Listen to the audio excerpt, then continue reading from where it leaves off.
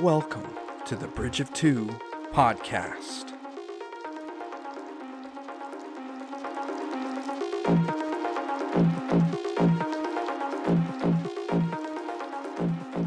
Well, welcome to the Bridge of Two podcast, everyone. Welcome. We're so glad to have you here. Are we though? Yeah, we're glad. Yeah.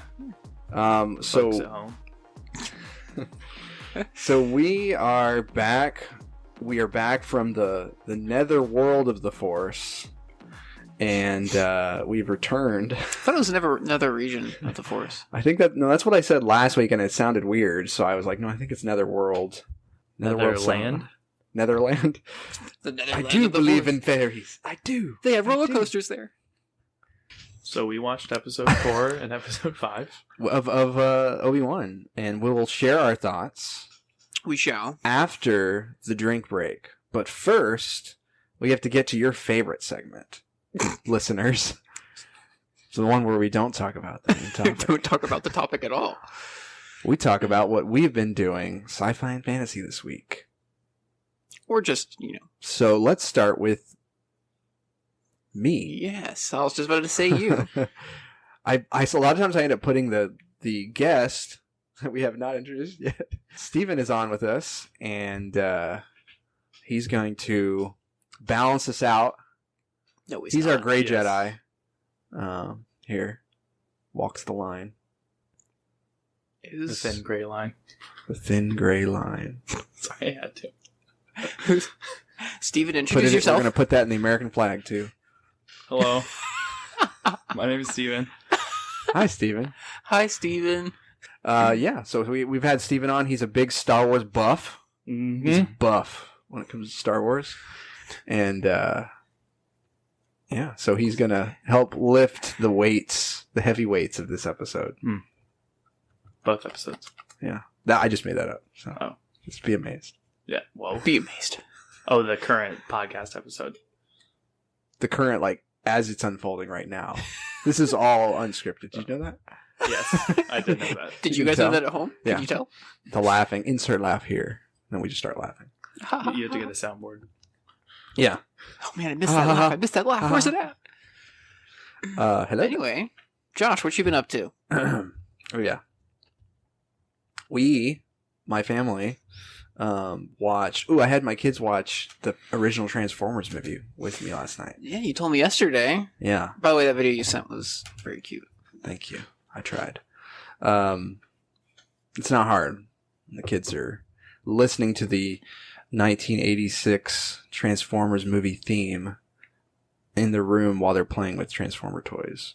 So, Nice. but yeah, they watched that with me, and I had never actually seen it all the way through. I've seen clips on YouTube and bits and pieces, and it's crazy. There's a planet-eating Transformer that's the size of a planet. It's literally this giant planet just floating through space, and then it suctions in planets and uses only it's suctioning in Transformers planets, so they're all metal and stuff. Dude, that sounds pretty metal. I'm telling you, I'm trying to tell you guys, it's metal. Metal. Let's bring back Was it long? that description. It's an hour and a half, That's not bad. so not bad. So it was released in the 80s, you said? 86, yeah. So there's the show in 84 came out, and then it peaked. And this is the original Transformers. This is OG. man. I know you told me That's original good. Transformers. I was like, the Shia LaBeouf one? Nope, not Shia LaBeouf. Not actual cannibal Shia LaBeouf. So. Kids liked it? Yeah, they did. Ellie kept saying, because multiple characters died, and she's like, why does everyone keep dying? I'm like, Ellie, just be You quiet. should tell her, welcome to the real and just world. just watch the story. Thankfully, her favorite character didn't die. Oh, that's good. Whenever she told me, at one point, there's the character Hot Rod, which he's the main character of the movie. She's like, he's my favorite, and I was like, oh, good, because he's the one who saves the day at the end. Oh, good. But at the end, she was like, I'm so glad I watched that movie. So, anyway, it's Transformers in general. There's a Netflix Transformers show that's actually good, really good. I've watched a good chunk of the first season. But anyway. I've never been a big Transformers guy personally. My dad was into it when he was younger. Beast Wars was a TV show that I was big into when I was in elementary school, and so I kind of got at Transformers because of that. So, Any Transformers, Steven? I think I watched the first one, but I never really watched the Shia LaBeouf one. Yeah, but I never really watched any others. Yeah. Interesting. What else you do? Did Aaron watch it with you guys? No. She was doing things, and then she took Caleb on a walk. Oh, you didn't let Caleb Caleb didn't watch it?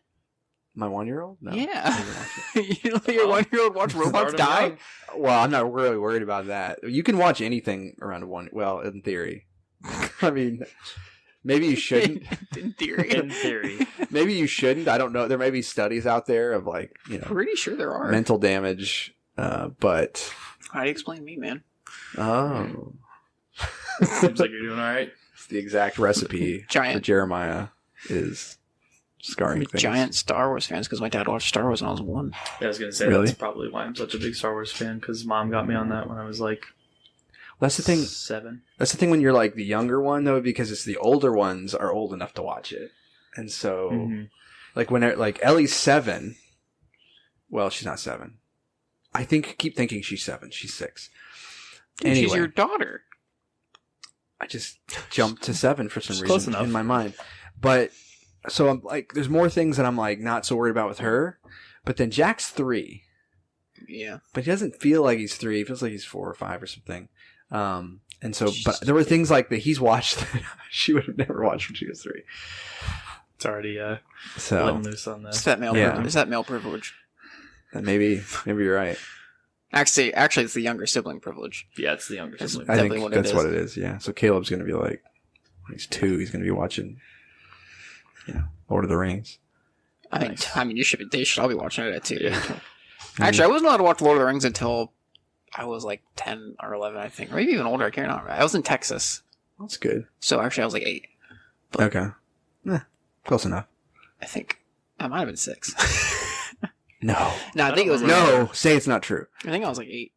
But I remember specifically not being able to watch it for a long time. I don't remember being able to be allowed to watch Lord of the Rings, but Harry Potter was the not watching that. Oh, I wasn't Right. allowed to watch Not or allowed. read or anything until Yeah, you're older. I think it was like when you're out of the house, you can watch that. Not in this house. Avatar The Last Airbender was another one I wasn't allowed to watch when it came out. Which one? The cartoon Avatar The Last Airbender. Wasn't allowed to watch it because it deals with reincarnation. Ah, it's not because of the tattoos. Yeah, the parents hate arrows. Head tattoos. All right. Well, anyway, so That's awesome. we watched Glad your Transformers. kids That was enjoyed it. fun. I started playing Jedi Fallen Order again Oh, good because one. of Star Wars, and I remembered too. There's like a ton of Jedi Fallen Order stuff, like references, kind of in the Mhm. Obi-Wan show.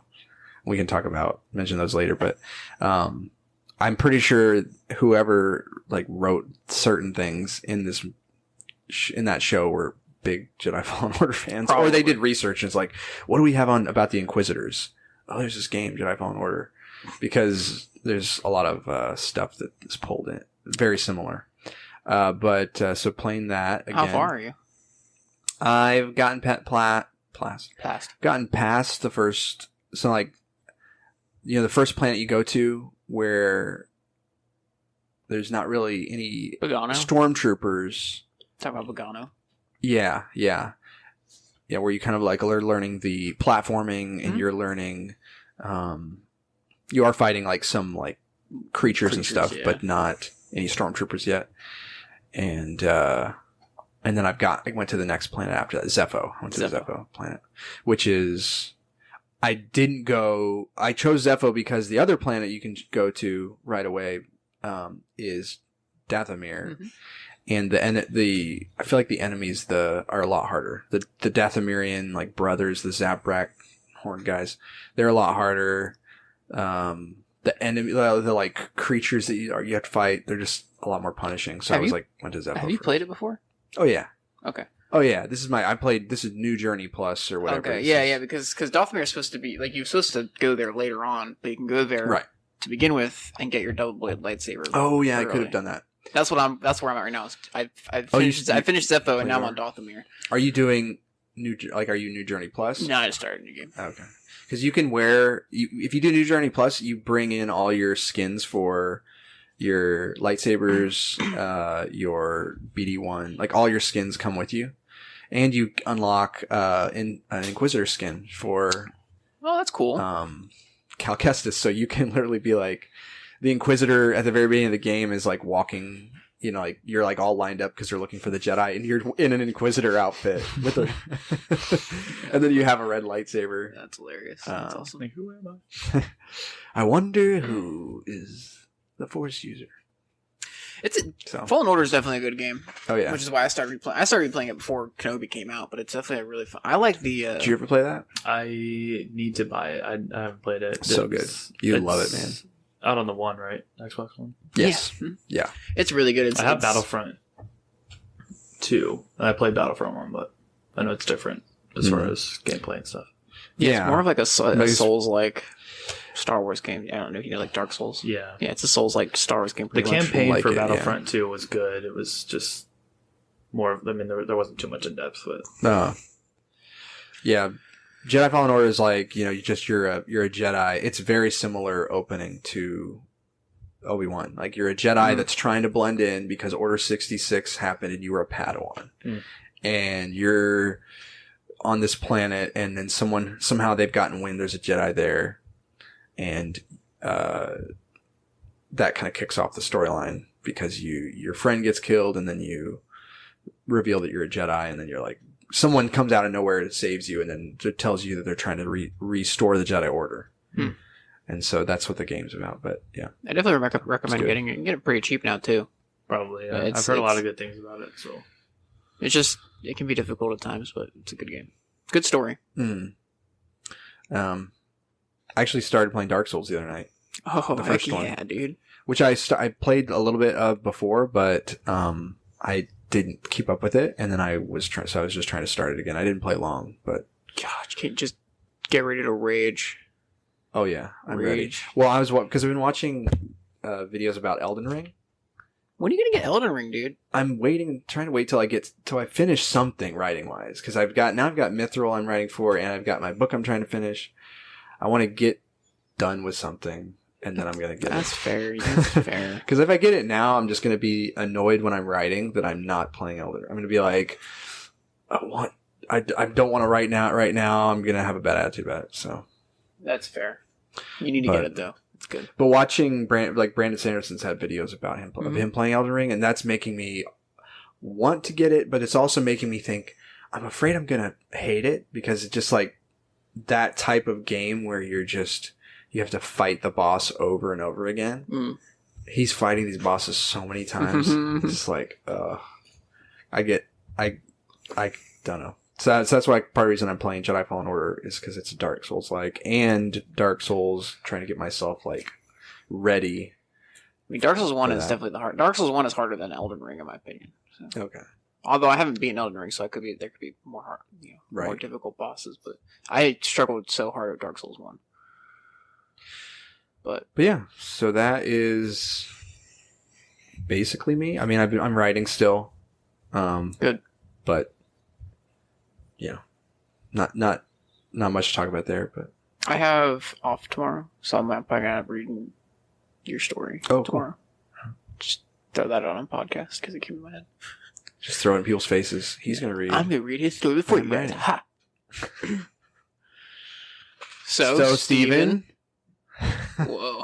Whoa. We're in sync. Any sci-fi fantasy nerdy stuff you've been into? Games, shows? No, books? This is probably the balancing out you two as far as that goes. I've had a kind of with this I got my new house, and so I've had a lot of time. I've been playing. That's nerdy. That is nerdy. I've been playing like older CODs, like I played through the Modern Warfare 2 and Modern Warfare 3 campaigns. Nice. I've been actually been wanting to play those again. They're so good. That was like because that was the first games I started playing when I first got an Xbox, and so playing through those has been fun. Good games. Tracking down Makarov and ending, man. Which one is the one with that really controversial level? That's like second one. That's the Modern Warfare 2. That's no Russian. Yeah. Yep, we all know that. Yep. Yeah. The ending of then they make it look like an American did it, and so that's like the whole reason that there's like world wars going on.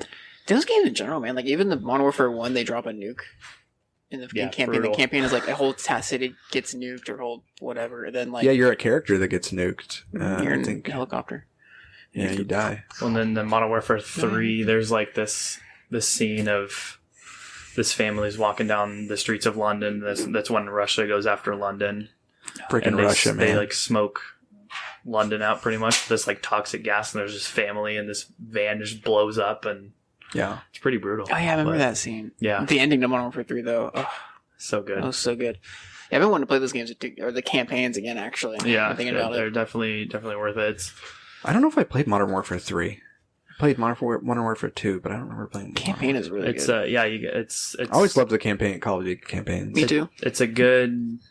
You're not just playing level after level, like the background story of like everything that's going on and the betrayal and things like that. Friggin' betrayal. And then, so you've been playing some zombies too? Yeah, it's Black Ops 2 Zombies. The OG. The good. Like that's like 10 years ago now, which is weird, but Keno or Totem. Yeah, Keno. Alex and I, we got to level 47. Shout out to Alex. Mob of the Dead. Shout out Alex. Round 47 on Mob of the Dead. Wow. So that's a hard one. You say wave 47? Yeah. Okay. So, yeah. And then buried, just older maps. Yeah. I wish you could crossplay because I would love to play it. Yeah. It's fun. It's a good time. But that's about it on the video game side. I haven't really been reading anything. And I've been watching. I'm in the middle of Band of Brothers. Oh, that's a good. I like that show. I think I watched part of the music in there, but I'm halfway through it right now. So that's good. It's been good to watch. Good war. I guess it's a show. It's just like a one. It was an HBO show at the time. Yeah, but each episode is like an hour and a half long. Yeah, that was like the first big HBO show I even remember was Band of Brothers. Like that was like the one that was like. I feel like put like HBO shows on the map, but I could be wrong. Which episode are you on? Episode 5. What's happened? Like what? They are. They thought they were going to be able to go back to London, but they just got word that they're not. They're gonna. I think they're gonna have to go back to Berlin or somewhere. Obviously, that's before the winter fighting. Yes, it's before the winter. Yeah, that one's brutal. It's been so long since there's so many characters. I forget his name, but episode 4 had this guy got left behind. Oh, and he had a piece of shrapnel on his back, and he was in the barn. Bull. Yes. Yeah. The ginger. Yeah, the big guy. Yeah, How do you remember that? That's good memory. I was big into. At one point I was really big into World War II, like history and movies and shows, and I've seen like just about every World War II movie and show, and played like the original Call of Duty was World War II, and anyway. Huh. Yep. So well, sweet. Yep. Check it out, everybody. Check it out. Band of Brothers. You heard it here on on your annual sci-fi fantasy podcast. Watch Band of Brothers. Yeah, your sci-fi Band of podcast. But what about you, Germ? Oh, just the same old. Super busy. Not really able to do any sort of anything. Classic Jeremiah. Yep. It's more small time. I mean, so Diablo Immortal came out on the phone. Okay. Yeah, you said you were playing that a little bit. A little bit. It's fun. It is like the biggest cash grab I've ever seen, but it's fun. Have they gotten any cash out of you? No, absolutely not. I refuse to pay them anything. I mean, literally to get like one single skin, like armor skin, you'd have to end up paying like $15. Pretty good. Pretty good skin. No, I don't care how good it is. I'm not paying $15 for it. Yeah, that's I could buy a game. $15 is worth like $5 now. That's fair. I don't think that's. Yes, that's how it works. But I mean, it's you can still play it for free, and I've I'll throw it on here and there in the truck or whatever. Still play for free, and everybody's just like laughing at you, like he looks like an idiot. That's all. He doesn't have any skins. He's skinless. But it's been fun. It's gross. But that's been fun. It's been fun to play that a little bit. I really want to play Knights of the Old Republic again. Jones into play that, so I might start that. You've never played the second one, right? Nope. So you should play the second one. I want to play the first one though, and then I'll play the second one. Didn't you play the first one on your phone not too long ago? Yeah, I have it on my phone. Did you beat it? No. Oh, okay. So I'm going to do what I normally do, and since I stopped playing it for a couple of months, I'm going to completely restart it. Oh man! And that's why I never beat games. That's why I don't. That's why I stopped playing games. Is because if I get to a certain point, I'm like, no, I'm not going to just start this over. But if I start playing it, I'm not going to remember anything, and so I just don't play it forever. Exactly. Until it's been enough time to justify starting over, like years. Yeah. I was like, okay, it's been 15 years. I guess I'll start Final Fantasy 7 over. Well, my memory is super short, so I mean, like a couple months, I've already forgotten everything I was playing. It's big brain right there, or short brain. Did you say you and Dory? Finding Jeremiah from Pixar. As we talked about last episode, I'm playing a little bit more of that V Rising the Vampire game with my brother. The one that you completely just described perfectly.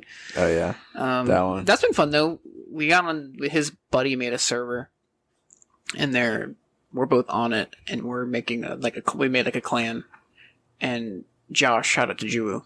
Shout out to Juwu. But he made a castle, and that's going to be like our clan base, I guess. What's the castle name? I don't know, actually. It better be good.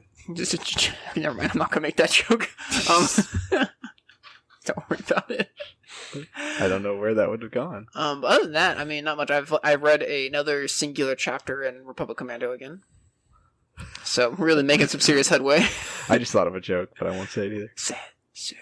Castle suck. Because you're vampires. Oh my gosh. Well, I mean, oh my gosh, what? They're vampires. I watched the first episode of Stranger Things season 1. How do you feel about it? Hooked? Same way I did when I watched it the first time. How'd you feel the first time? Oh, you thought like, oh, this seems a little kiddie, right? No. Oh.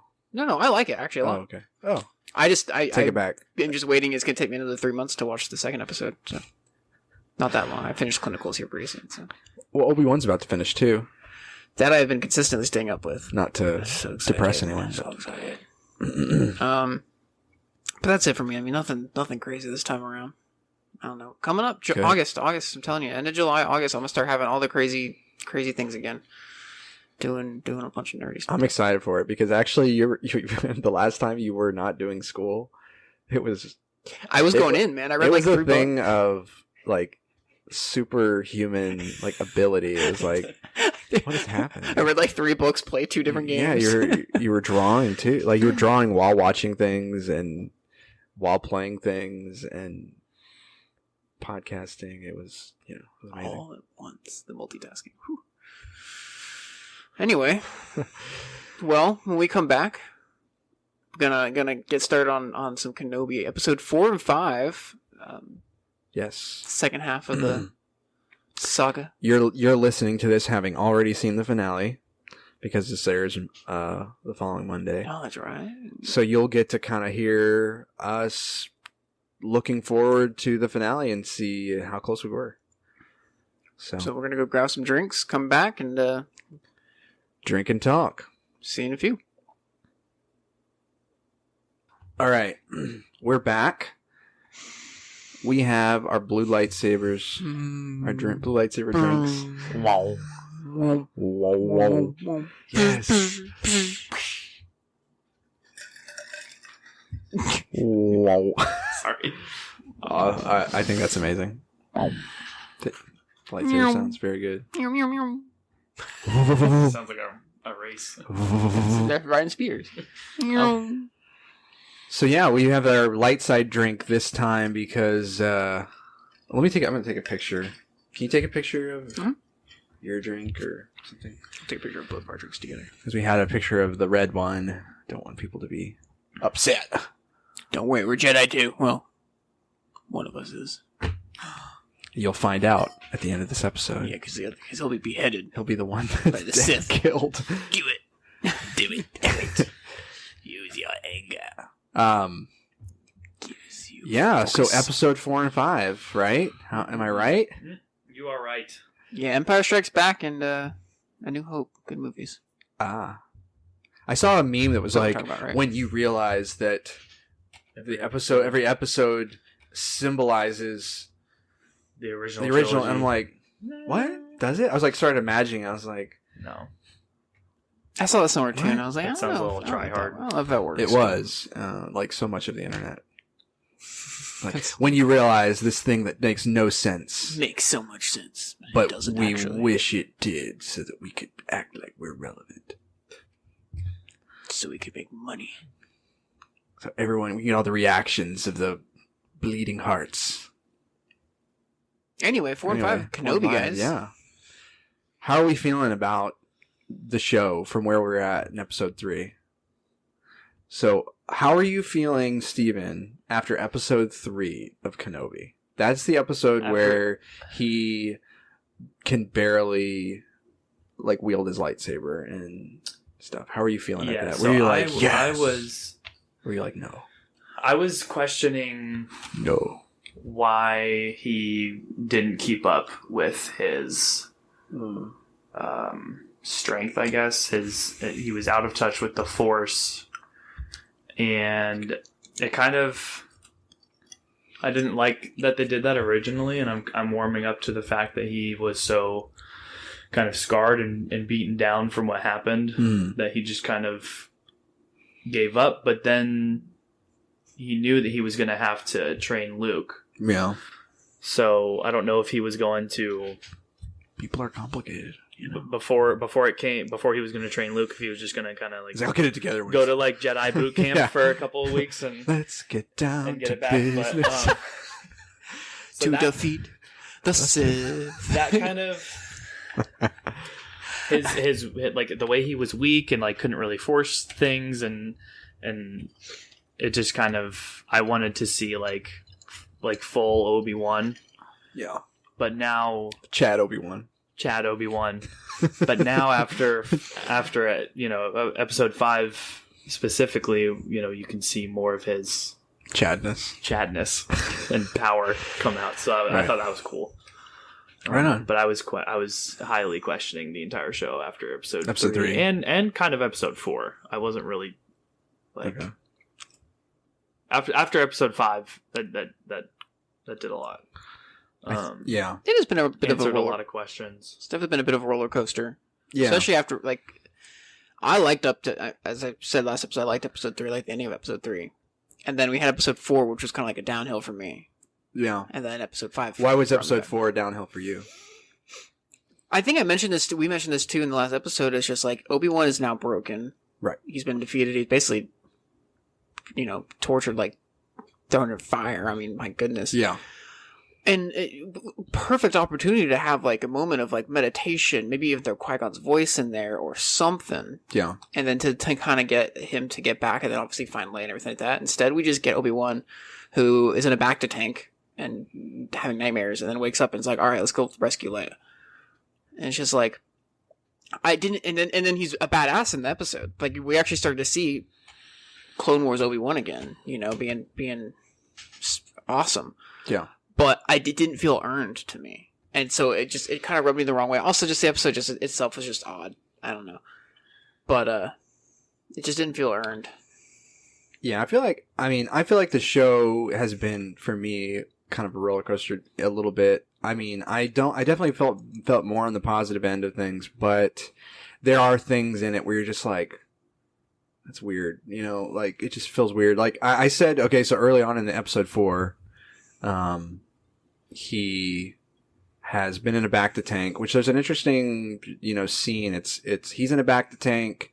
He's remembering the fight and kind of like thrashing around, like, it's like a bad dream kind of thing. And but Anakin is also in a back to tank. It cuts between them. It's almost like they were both, which it's interesting because because Vader's in the suit, you don't really know exactly. You don't get the same, and because he's not the main character, it's not just sitting on Vader and what's his thoughts and what is he feeling and that sort of thing. But I think that scene is a little glimpse that I think there is some conflict happening, and some conflict from the standpoint of he's having to deal with his memories and his emotions and his scars from everything. I think is kind of what they're getting through there with Anakin. So that's interesting. I think we definitely get that in episode 5 too. I thought one thing was interesting with it's just a little thing to note that the fluid in Obi-Wan's back to tank was like fairly clear, and then the fluid in Anakin's back to tank was like super cloudy. Oh yeah, and I don't know if that was there was just more. Like if Anakin had more like scars from before, so it's like a heavier dose kind of thing. Yeah, I don't know. Yeah, I can see that. Interesting. Yeah, I didn't notice that. I mean, I've heard people say things about Anakin that he basically is in a back to tank almost anytime he's not in the suit. Mm-hmm. He's in a back to tank, right? So, it's like if he's just like falling apart, kind of like a constant thing as Darth Vader. Yeah, they're kind of like having to keep like repairing him constantly almost. Because you see that in episode 5 too, where he's in and out of. He's in one, and I don't know how many times, or maybe it's just once, but he's in a back to tank in episode 5, I think. Yeah, I can't remember if it was episode 5 or 4, but it's one of those for sure. But there's like so after Obi-Wan gets out of the back to tank and realizes Leia's been taken, he starts talking to these people. And there's just kind of a weird line where he's like, "You have no idea what the Empire's capable of." To these people that absolutely know what. Of course they do, yeah. And of course he knows. Like, I don't know. This is weird that he said that. I actually said out loud whenever he said that, I was like, "Nah, he wouldn't say that." Like they said they wrote that line because they wanted to tell something about that character, that other character. They wanted him to say something about himself and what he's been through. Poor way to lead into that. But anyway, that's just like an example of some of the things where there'll be like a line here and there where you're just kind of squint your eyes, like. But at the same time, I actually really liked episode 4. So I rewatched it not long after I watched it again. And after I watched it the first time, I rewatched it like the next day because I think I got sick or something, and had some time. But even though I agree with you, Jeremiah, that it would have been so easy, especially because the episode 4 is really short. Very short. It's less than 30 minutes, like the actual runtime of the show. Like you've got the credits between credits, and you've got the intro and the recap. But the actual, like, what happens is less than 30 minutes. And so there was more than enough time to throw in, just a minor, like, if they didn't want to bring in Qui-Gon yet because they're saving it for episode 6, or if they didn't want to, for his, like, correction of his character to be too outside of himself and they wanted him to kind of find his way more. They could have done a very simple thing. Yeah. Just show him trying to meditate. Yeah. That's all they had to show. Just add depth. Just something that would just tell us he is trying to get there. And that because and I say that because there is a little bit of a progression in the episode. Yeah. It isn't 0 to 100. It's not as much of a progression as you would expect, but he's like on he's on that shuttle to go to the Castle Inquisitorius, and he starts pulling something across the table. He's trying to use the Force there. Mm-hmm. Then when he's in the castle and he's hiding behind some stormtroopers come by, he's kind of like squinting his eyes and kind of like a little prayer, like almost like whispers a little prayer to Qui-Gon or something, just like, and just flicks his fingers to the side, like hoping like, please work. And then it works. Which I was like, oh, that, like when I was watching the episode, I was like, I thought that was cool. Yeah, he just did a Jedi mind trick. That's awesome. I liked the the callback, or I don't know if it was really a callback, just him kind of sneaking around an Imperial base and then doing that, like in episode 4, distracting the stormtroopers, like in and like he did with shutting off the tractor beam. Yeah, like in A New Hope, he's making fun of George Lucas, saying Star Wars rhymes. It rhymes. It all rhymes. Every time there's any callback, it rhymes. There's a rhyme. No, so the thing is too about episode 4, and the more I thought about it too afterwards, and I still need to go back and rewatch it because I want to. I also really enjoyed the episode. Because that was us. It was fun. We saw Obi-Wan back in almost like his prime. A master of Form 3, the defense, just going ham on everything, just can't be touched. And so, and just going in there to rescue good old Princess Leia and everything like that. I just wish that there was I just wish there was a little bit more. I mean, like especially coming off of episode 3. Yeah. Where he got his butt handed to him. Well, yeah. I just want a little bit more of like a progress of like what, he went from getting his butt handed and not being terrified of Vader and getting his butt handed to him to sneaking into an Imperial. It jumps really quickly, which is fine, and I love the episode, but I don't know that just it is. Another thing I say too with that though is I think about is he's been timid, throughout the first few episodes, but he still did what he needed to do to take care, to try it. Like he did what he needed to do to take care of Leia. It was whenever he saw Vader, that's when he really fell apart. Like he wasn't using the Force like crazy before that, but he was blowing guys away and, getting Leia where they needed to get to. But it was really, so I kind of push back a little bit to say, absolutely, if Vader was there and he knew Vader was there and he was like that on fire, I would have been like, no, because Vader's like his kryptonite right now. Right. The emotions, he hasn't dealt with them, he hasn't processed them, but because it's like he's trying to save Leia and Vader's not there, I just kind of say that there's a little bit like he's able to kind of access that stuff, the training of his past and all that stuff. He's kind of able to get there quicker. I don't know. Well, get over some of his trauma a little quicker. And I definitely get what you're saying too about like he wasn't just like 0 to 100 like just like that. I mean, there was progression. He was struggling at first, and he did, it seemed like everything was just kind of coming back to him, especially once he set his mind to the fact that he was rescuing Leia. Right. It came back to him more. He was back in that role of being a Jedi. I definitely think that was the intention. I definitely think that's what they were intending to show. They were intending to portray that he's slowly throughout the episode getting his like mojo back or whatever. But I agree. There was definitely an opportunity to like do it a little better. And I was whenever he was blocking all those blaster bolts, I was like, okay, I guess he's back. like, I was. It's your master of Form 3 right there. Yeah, I was I was like definitely following the whole like he's trying to get back with it, but whenever he's doing that, I was like, he's blocking everything. And he was also forcing that glass. Yeah, that was a big moment there. That's the most that up to until then. That's the most he's forced. That is a big callback. I don't know if it's a callback, but that is a straight out of Jedi Fallen Order. There's a part in Jedi Fallen Order where Darth Vader is they're in Castle Inquisitorius in Jedi Fallen Order. Isn't there a map that's similar, like you're swimming and then you swim underneath? Yeah. It's something. I think you're right, actually. I'm pretty sure you are on that place in Jedi Fallen Order. Yeah, you were in the Inquisitor's like stronghold. You run from Vader in the that way place. that Obi-Wan... You're trying to get away from Vader, and that's the way they get away from Vader is they break the glass in there just like Obi-Wan did. So, take that as you will. You could take that as that's cool, or you could take that as a ripoff. I don't know. I think it's pretty cool. We definitely got to see Obi-Wan kind of back in Obi-Wan form again, right? Which was super awesome to see. It was great to see him back in action, kicking butt. Yeah.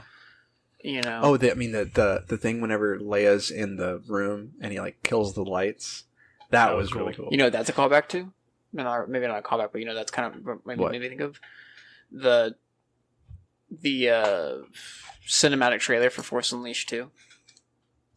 You ever see it? Where I did see where that. Starkiller is in the dark room and he keeps turning on the lightsaber, then he's like, he's killing more people. Killing the stormtroopers. The lighting was cool. The red, kind of mysterious black, and then like his lightsaber out of nowhere. Igniting. And then once again, that was like before he had really shown his skill level. Like that was whenever you were still kind of like he's getting his mojo back, because it's like, okay, he surprised them, so like you give it that. I think that was the first time he killed someone with his lightsaber on the show, was that when he killed those 2 stormtroopers.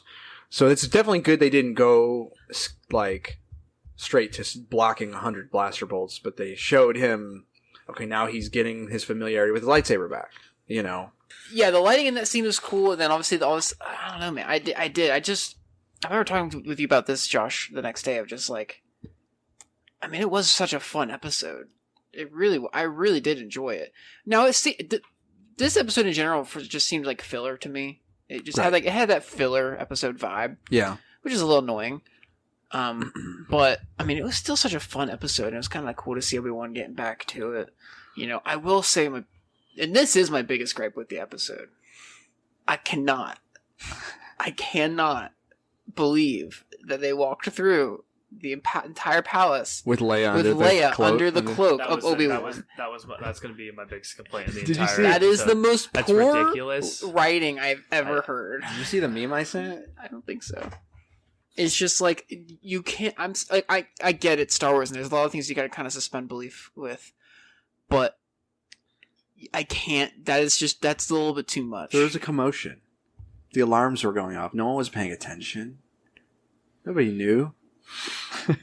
Yeah, obviously that's kind of the thing where it's like, I don't know, like, was the script due and like they were like in a hurry, and it's like, wait, they have to get out of here somehow.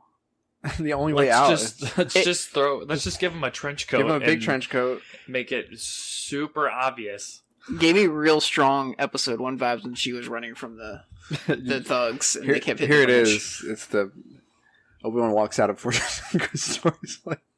That's exactly what it's seriously. Yes, I saw. I just was like, I'll do this meme. I'll put this meme on our Instagram. I just remember seeing like first time watching it. Like I was so about it. I was like, Obi-Wan's kicking butt. They rescued Leia. They're gonna get out of here.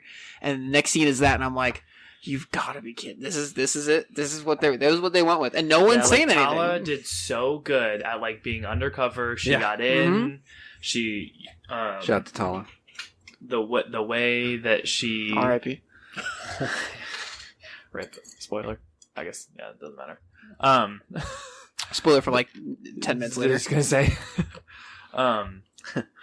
the way that she talked to the security guy and was like, "I'll just inform the Grand Inquisitor." Yeah, playing the. And then she did like so good. And like, who presented like that first of that argument? Like, well, let's just walk her underneath my trench coat, and then it's like I guess you're out of options. Maybe there's got to be a better way. Just thinking about it now, it's just like, I don't know. It's like they're trying to keep the episode short or something. And like, and the way this episode's already too long. It's almost 30 minutes. The way that the let's just speed it up.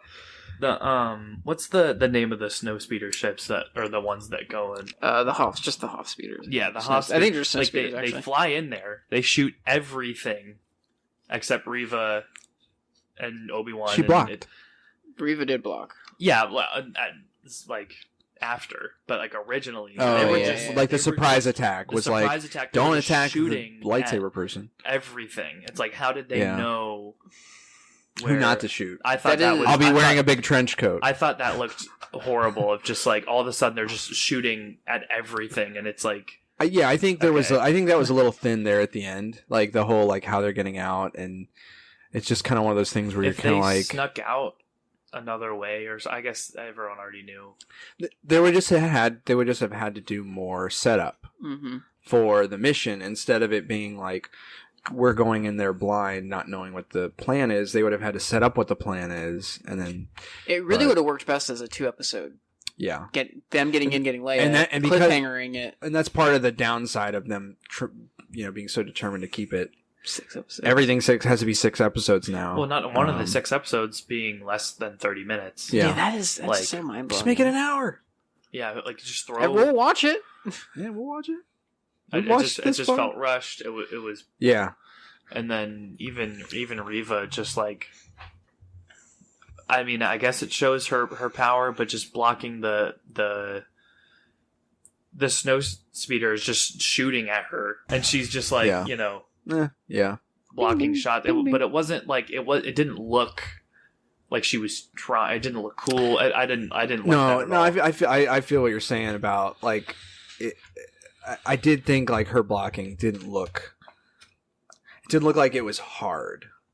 And it didn't look like she, like you said, like she was having to try really hard, but it didn't look like the kind of try, like not trying really hard because you're so good. It didn't look like that. It looked kind of like they just looked at it and were like, good enough or whatever.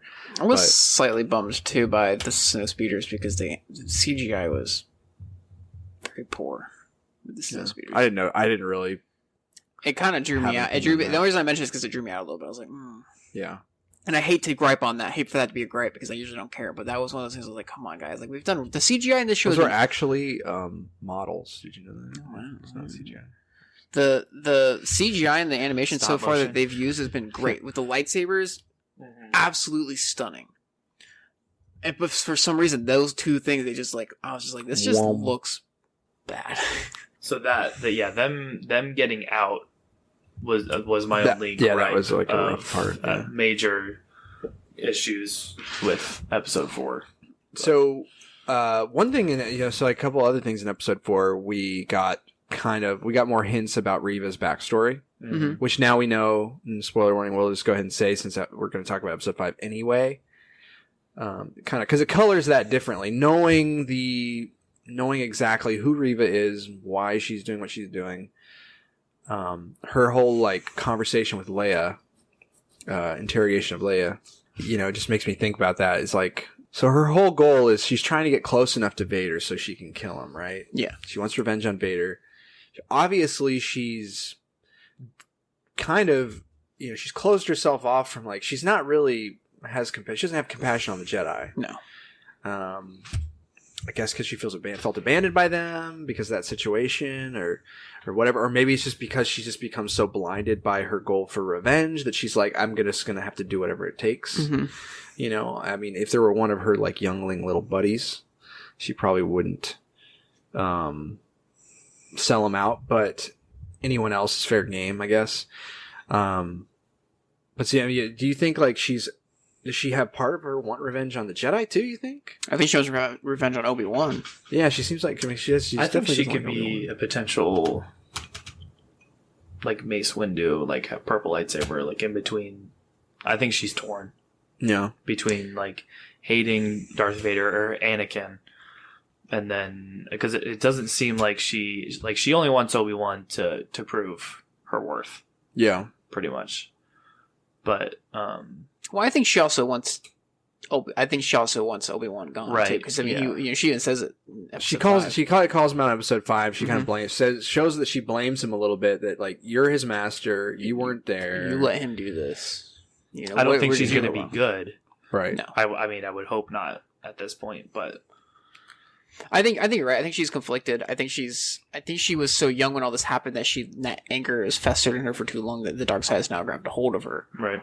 And she seems powerful with the Force. Well, it does seem almost like the idea of a child, doesn't it? Imagine, I don't know exactly what her survival looked like. That's kind of an odd thing too. That kind of jumping forward, but just because we're talking about Reva in episode 4, but her character as a whole, she survives based off of like this like fueled by revenge, and she must have somehow been tapping into the dark side. She's pulling a mall, man, apparently.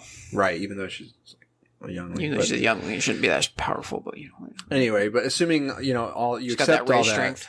So she would be. Go ahead, sorry. Well, no, I was just saying that is kind of a childish kind of thought, right? That you are going to get revenge. Get what you're owed. Or get what you're owed on Darth Vader or Anakin Skywalker. Like even Anakin Skywalker at that point, he was the hero of the Clone Wars, of the Jedi Order. I mean, he was like the guy who was like the best of the best. He's the chosen one. And that this little kid is in their mind is thinking, if I can survive, I'm going to get revenge. That's like the only something you could really like logically think if you were a child. Yeah. Like an adult thinking that would just be implausible. Yeah, because her age at that, I don't know her age specifically in Kenobi, but she would have been 7 to 9 as a she's like referenced as a youngling. This is 10 years later, so she's maybe 20 years old if you think about it. She's like still, she's not.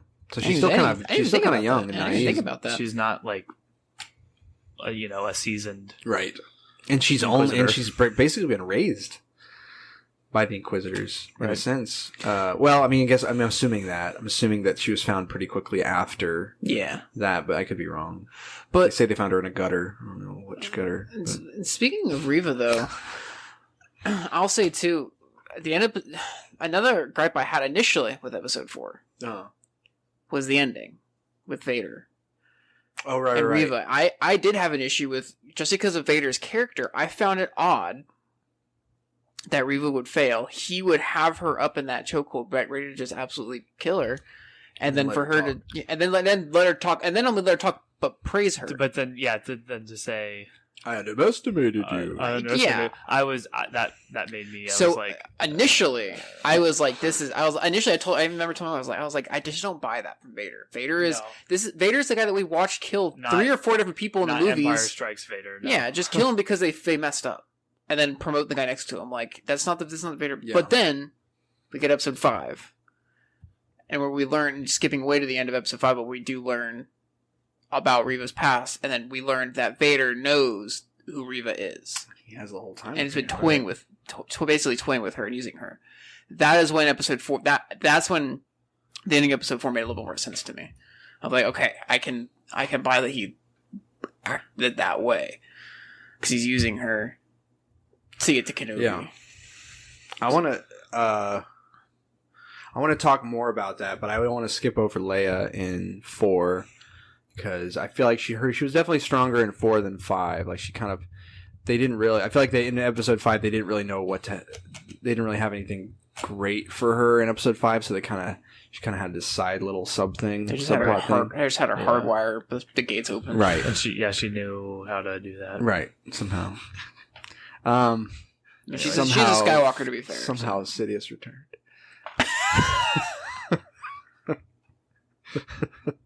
Oh my gosh. There's a common theme here, guys. Just saying. But in episode 4, though,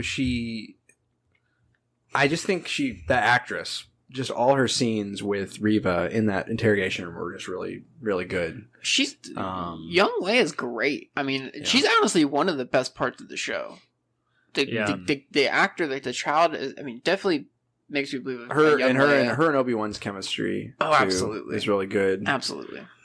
Well, you see a lot of her. I mean, you see that the way she was interrogated as a kid, that translates into episode 4, where Vader's trying to get information out of her, and then she's in the prison, and she's I don't know what the name of that thing, the thing with the needle, the interrogation droid. Yeah, the interrogation droid.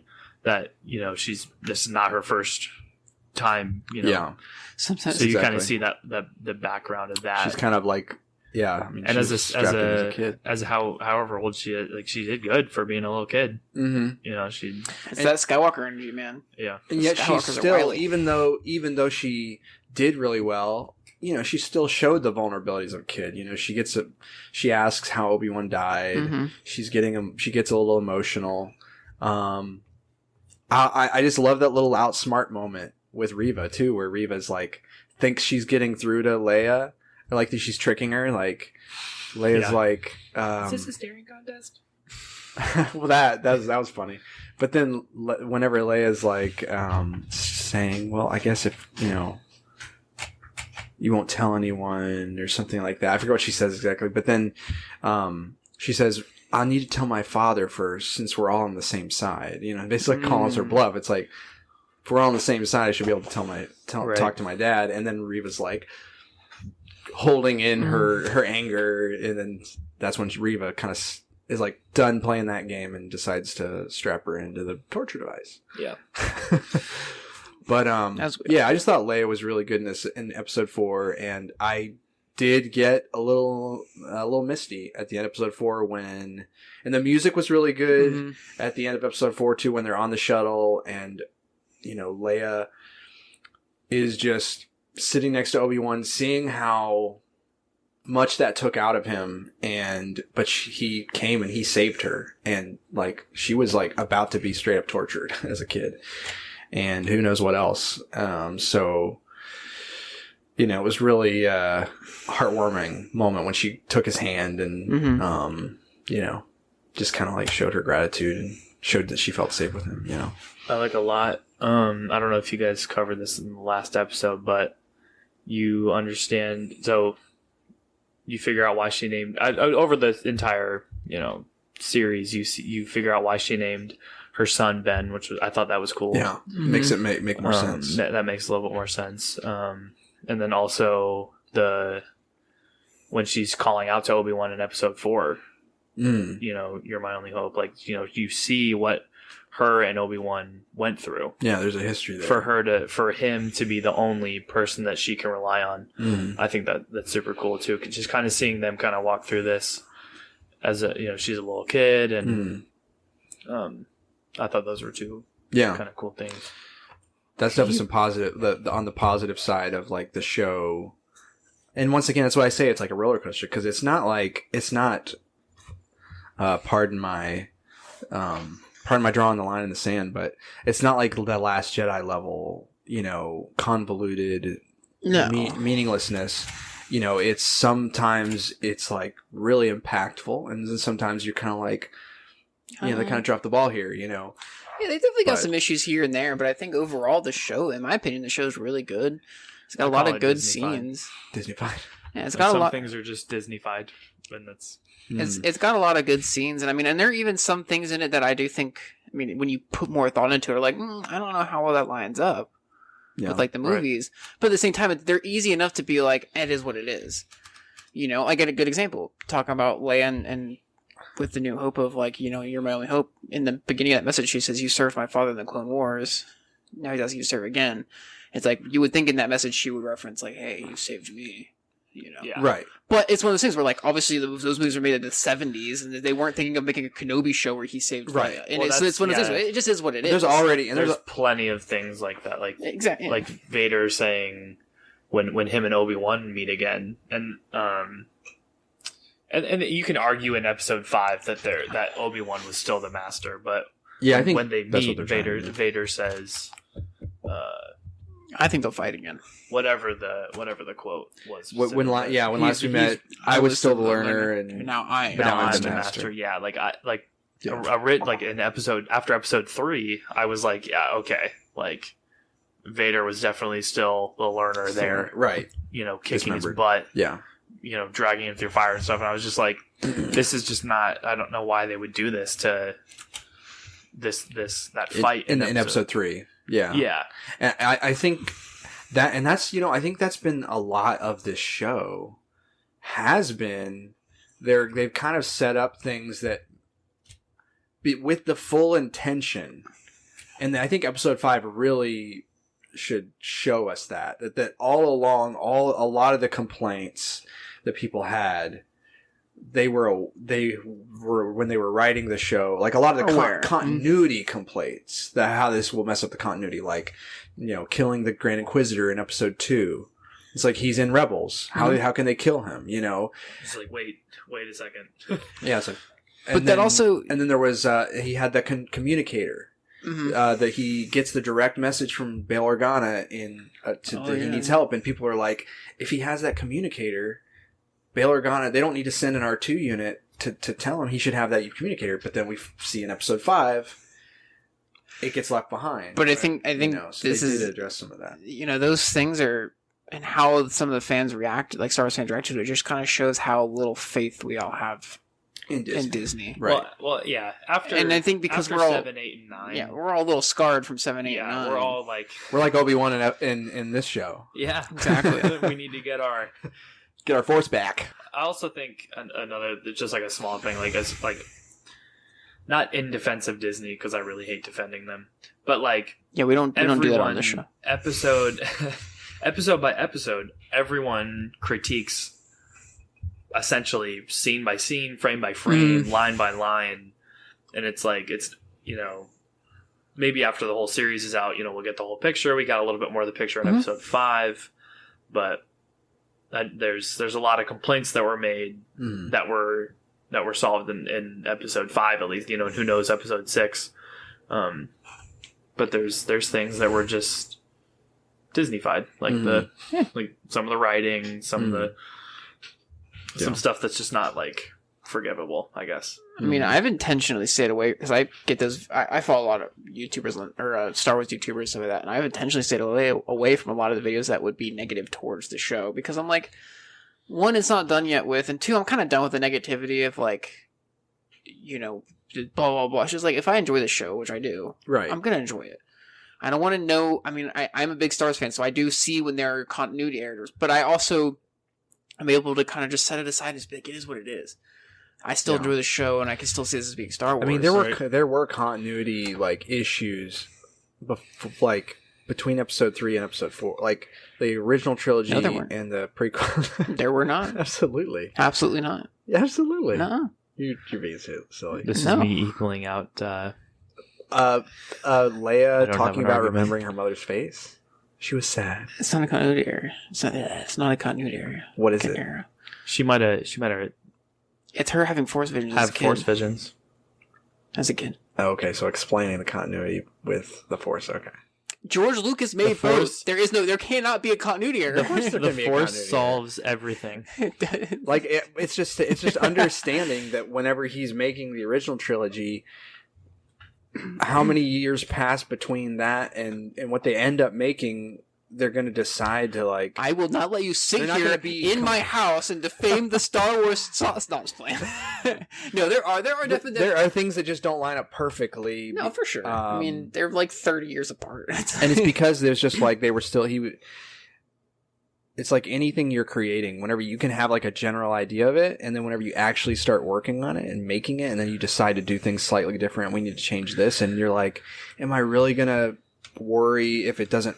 Perfectly line up with what something Alec Guinness said in the 70s, Well, that's kind of that's what Star Wars has been, is like, you started the entire Star Wars universe with so much smack in the middle of everything, and like all you get from Darth Vader first encountering Obi-Wan in episode 4 is when they land on the Death Star is like, well, it's a feeling I haven't felt since. And like that's the only thing you get, but it just leaves so much open. And compared to Kenobi, where they were, I mean, you for sure could see that they could sense each other. They were thinking about the Revenge of the Sith when they fought, and maybe that was just because it was sooner.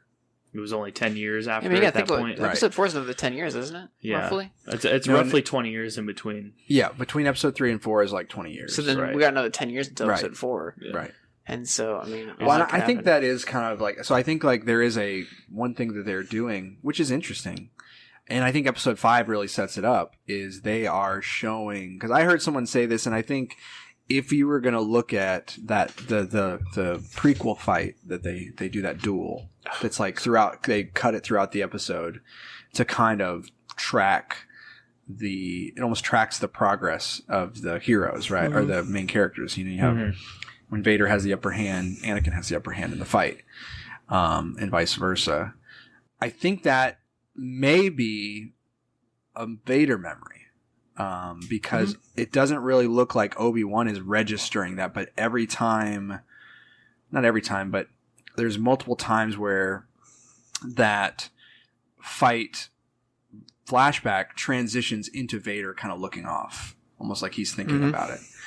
And so that kind of is them. I feel like, they are definitely setting up in episode 5 this idea that Vader is like Obi-Wan still understands something about Vader that makes him the master, his master, or the master, whatever.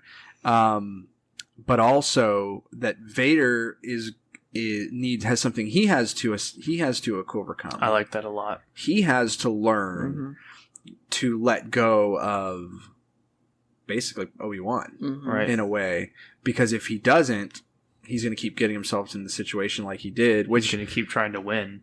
Right. Obi-Wan's going to keep having this power over him, and this to be a master of him in those kind of situations. And so that was just a really smart thing that they did, and definitely interesting to give Vader that kind of flaw that he has to overcome. That by the time you get to Episode 4 to A New Hope, he can say that, even though Obi-Wan still is going to get the upper hand on him, but not because Vader is just so like a dog with a bone focused on Obi-Wan, But anyway.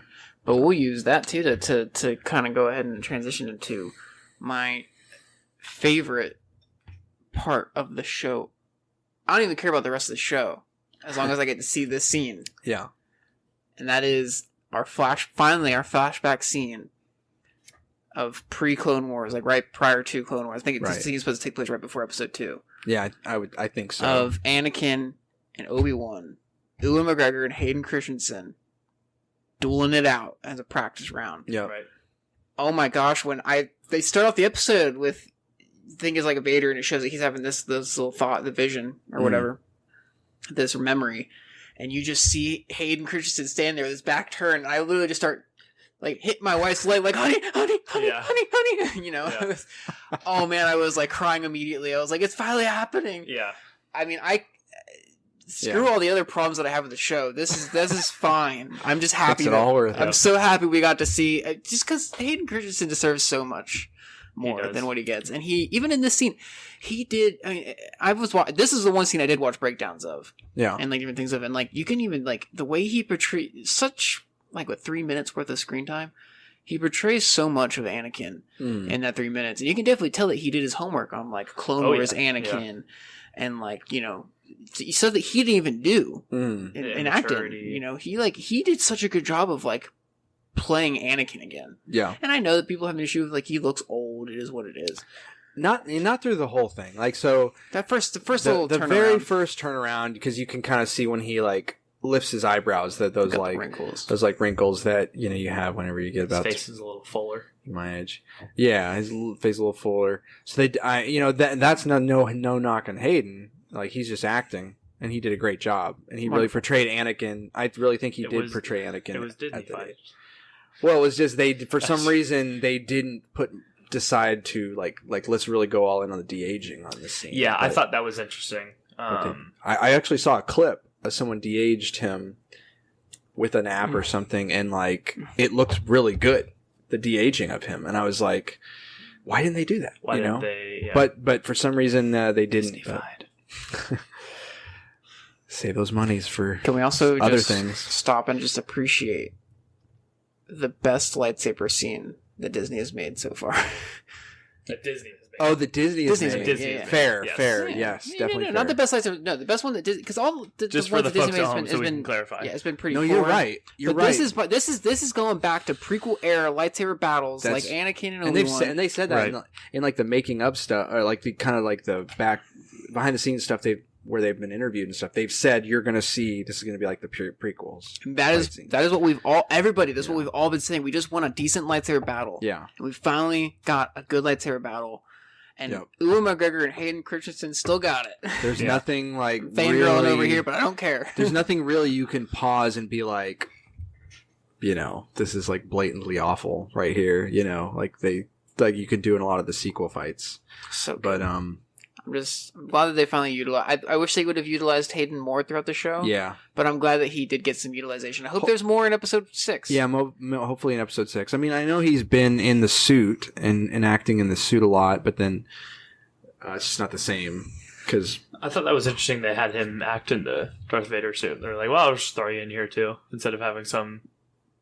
Jerry Schmidt would pay a lot less. I mean, he didn't do everything. Like they definitely had. I've read about like they have a double for the height because Vader is very tall. Right.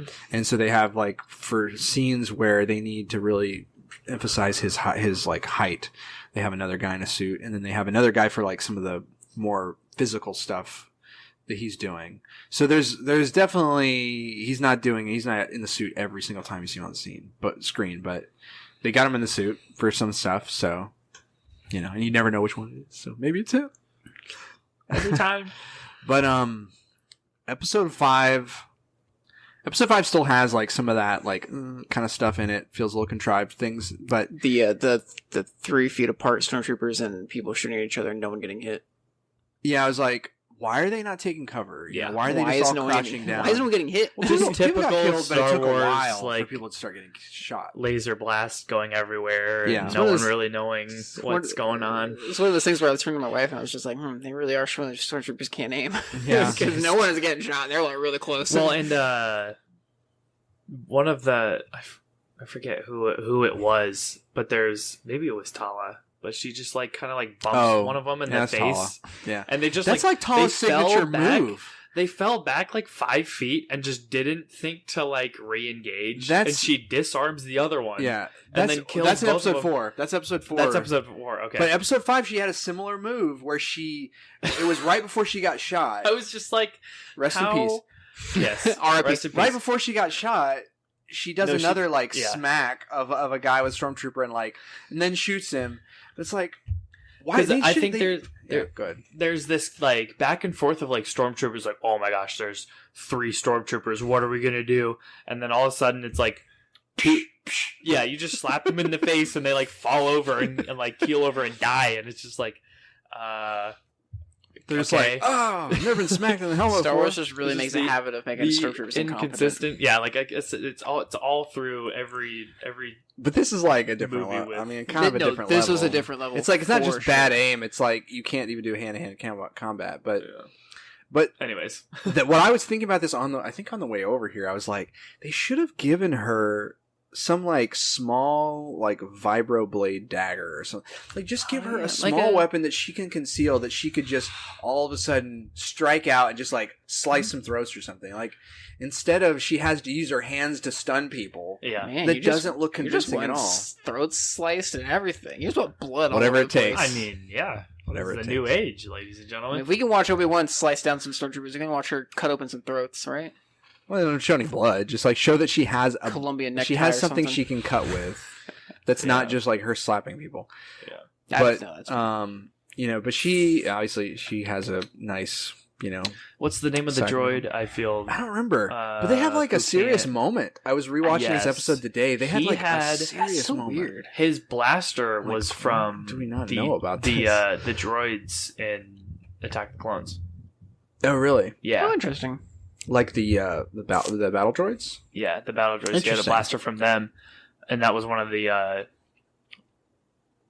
breakdowns I watched. And I was like, well, how would he have a blaster from them? Yeah, I thought for a minute that he had the same similar blaster to I think it's a DC-17 that they use, the Clone Commandos use. Oh, yeah, I'd have to go back and look. But that was more of like a thinking back to when someone said they thought it was Wrecker.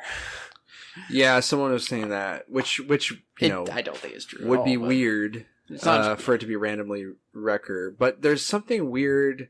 I almost wonder if there was some stuff cut. Maybe. Because like there is some kind of weird thing between her and this droid. Like just some history of like they're just pals saving Jedi and make Yeah, I guess so. I mean, like that's obviously like the goal there. It's just there's just not a whole lot of scenes. And so for that like really emotional, like her looking at the droid and like it's another he's, Lando, like blocking all of the shots and stuff. They should have given him more screen time, I guess, so we could be attached to him. Maybe if like they had shown him more, Star Wars knows. We would have been more attached to the heartstrings with droids. For droids, right? I think that's kind of what they're going for, but it sounds like they're kind of going for a little bit more of a Lando and his droid type of thing, where there might be like a little relationship going on there. Hopefully not. Hopefully, Disney 5. But couldn't he couldn't communicate? Supposedly, yeah. But he knew to like block.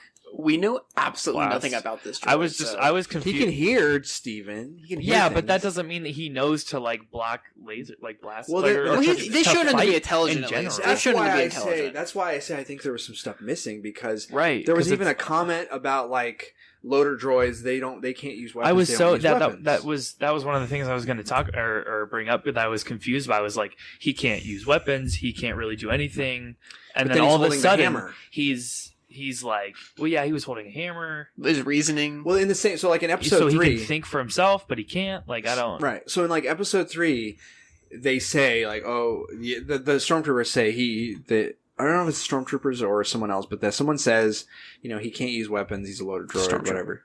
And then he's holding a hammer behind his back. So that's showing the audience that there's something more going on. There's something more to him than just the regular loader droid. And then obviously and then he goes and picks up Obi-Wan, and then from episode 3, and then he's fighting in this one. So obviously there's something more with this droid than he's just a regular loader droid, but we don't know what it is. They never told us. They never showed us really. So I almost think there was some stuff that was cut. There are more scenes probably that would have given him more backstory. And because they did with the Imperial droid in Rogue One, mm-hmm. they gave him plenty of he was reprogrammed, he can use a gun, right. And I understand the loader droid's different, but at the same time they gave him a bunch of screen time, but he's doing obviously more than what he was meant to do, and they just didn't give really any explanation. We're meant to feel bad about the scene, but we weren't given enough reason to be upset about the scene. Right. As far as the droid is concerned. I was like, when I'm watching the scene, I was thinking, whoa, that was a good punch, because he punches a stormtrooper 50 feet. I thought it was cool the way he was in combat, throwing stormtroopers and kind of being this tank. Maybe he accidentally blocked all of them. Maybe he was just walking up to her like a normal. No. What are you doing? Why are you laying down? Like he's blocking 50 shots. Why is there a hole in the stomach? You don't look so good. But gotta come to the other good part of episode 5. What else was good? When Leia finds the tracker and takes it off, Lola, they're reunited. Yeah, that's the good part. I'm talking about Darth Vader going absolutely Darth Vader on that ship, and then Reva. Oh yeah. Also a little bit of a throwback when it finally clicked. Force Unleashed. Yeah, that was awesome. That was awesome for multiple reasons, because there's Obi-Wan. I missed something there. He was like, it's a callback to Force Unleashed, and I was like, well, the Force was unleashed. Finally. The Force was awakened. Upon the Last Jedi, currently. Yeah. That we knew of. Sorry. Possibly. The Last Jedi on the show, at least. Skywalker technically rose off the ground in a ship into the sky. So. Oh yeah, Rise of Skywalker into the sky in the ship. It rhymes. All 3 episodes, 7, 8, and 9. It's like poetry, right? In one scene. I love you, George Lucas. You think George Lucas was thinking that when he was watching this episode, just on the edge of his seat? What's going to happen next? But yes, Vader just absolutely being Vader. I mean, just he walks out. You see them escaping, and I like how this scene's done too. You see Vader walk through, and he just throws his hand up and just takes control. And it's a good comparison in the Clone Wars season 7, the end. Okay. When Ahsoka is trying to stop Darth Maul from leaving. It's just a good little comparison of because Ahsoka was struggling and she even ends up having to let him go because she's getting dragged or whatever. Uh-huh. Whereas Darth Vader's just planted. Nope. Plan down, rip your ship apart. Yeah, I love how he just swipes his arm across and just rips the side off of it. I mean, it really shows the power of Vader. Yeah, never seen before. I don't really remember anyone being able to be that strong with the Force. To just rip a door off of a ship. I mean, it's kind of the reverse of Yoda lifts Luke's X-Wing out of the water. But here he stops a ship from taking off. Right. And rips it apart. I just love the scenes with the stopping the ship, too. Because it definitely always gives me Force Unleashed vibes when Starkiller brings the whole Star Destroyer down. Yeah, the main character in the Force Unleashed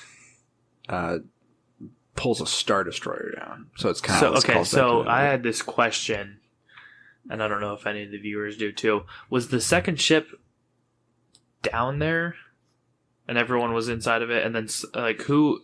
Did some rando pilot just take off? and hope that... I assumed it was like an autopilot type of thing. Oh, I see what you're saying. Like Did someone just hope that Darth Vader was going to stop the ship? You mean like the ship that Vader stopped and then started ripping apart? It's empty, and all of a sudden the second ship takes off. Is that? I think that was a plan. I think that was like a plan because, like, Obi-Wan,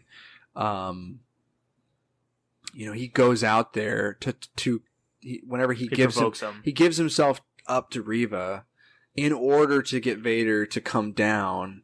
And convinces her, that I'll get him right where you want him. Mm-hmm. He's only going to be expecting me. We'll, somehow convinced her of this plan. So yeah, I think that was definitely like the plan was, because I actually watched when I rewatched it today. You can actually see the second ship. It's kind of hard to see. Faintly in the back. It's like faintly in the back. Okay. Like it's definitely like less pronounced than the front ship because they're trying to get you to focus on that front ship, and they want you to be surprised too when the second one takes off. But you can see it there. So it parallels the scene going on with Obi-Wan and Anakin too in the past of like where that's what, around that time when Obi-Wan's saying like you're too focused on victory. Yep. And when you stop focusing on victory is when you'll actually achieve it, kind of in a sense.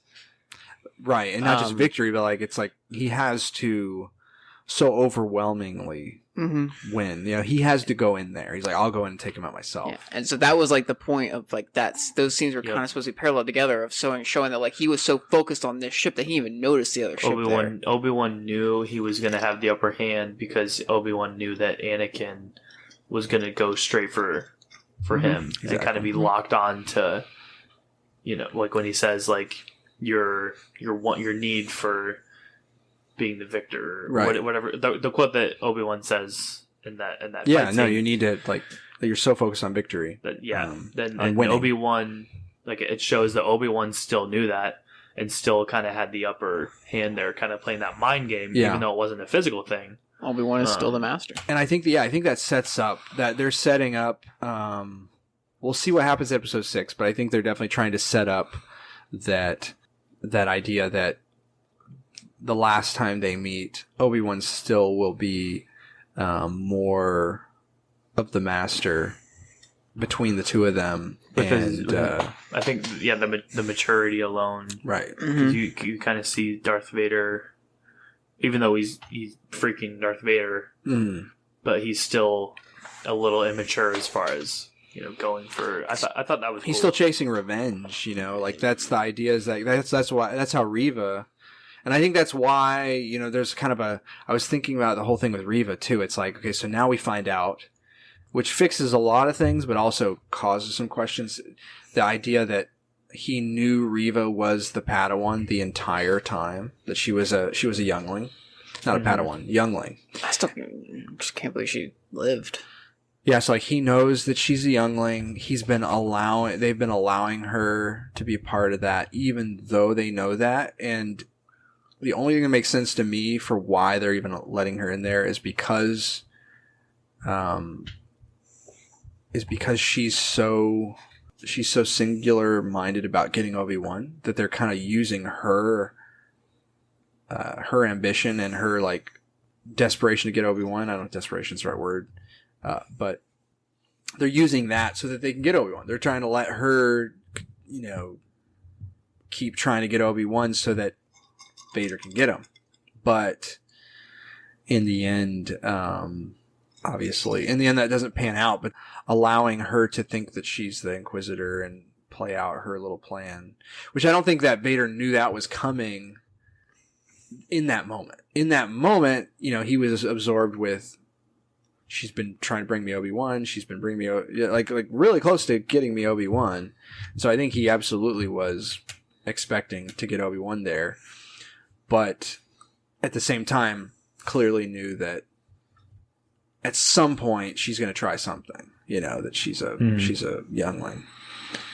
Maybe he didn't know she wanted revenge, but he knew who she was. Yeah. What do you guys think about all that whole reveal and?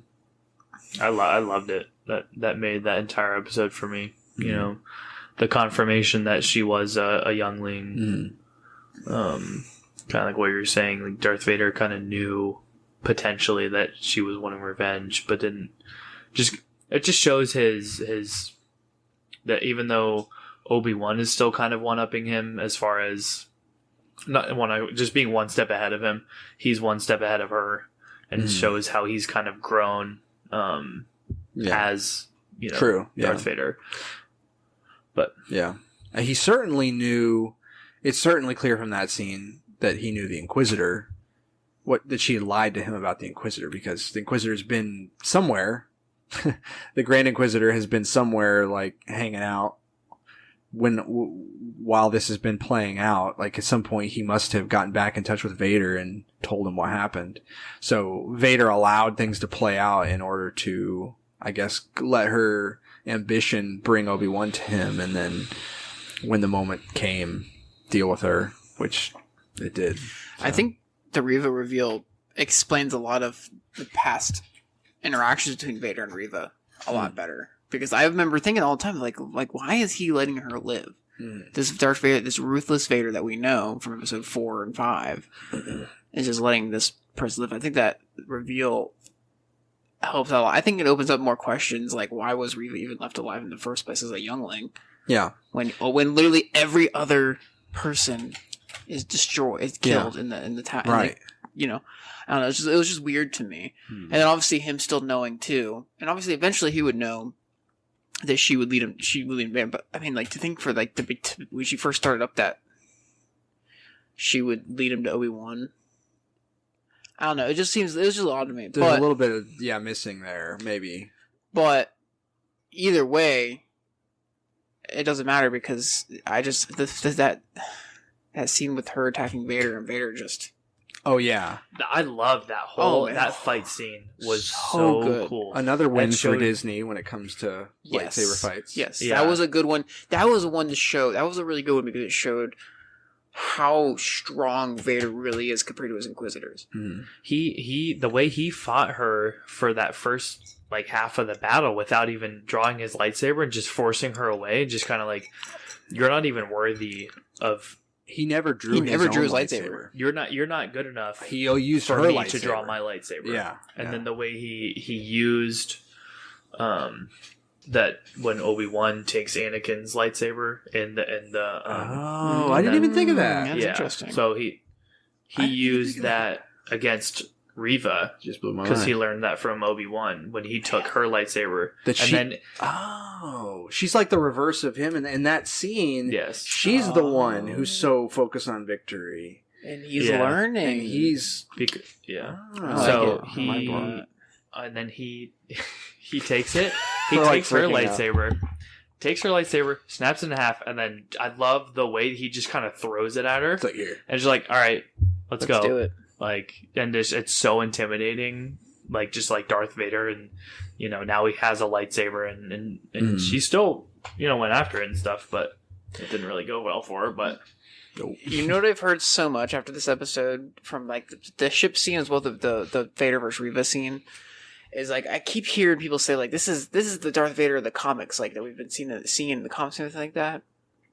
I guess the comics did a really good show showing how ruthless and like just strong Vader is. But I always think of this. I see this all the time, and so it made me think of it. It's a comic strip, and it's Vader, and then he's surrounded by a bunch of rebels, and all the rebels are yelling, "You're surrounded!" to Vader, and it just has the next panel shows him surrounded by a whole bunch of people, and then the next panel is him igniting his lightsaber, and all he says is, "I'm surrounded by fear and dead men," and it just is like I've never read this comic. I don't even know if it's in a real comic or not. Vader's like super buff, but too. But it's just the most iconic scene in my mind about Vader for some reason. No, Vader is super savage in the comics, from what I remember. From what I like, all the different stuff I've seen that one before too. That panel, yep.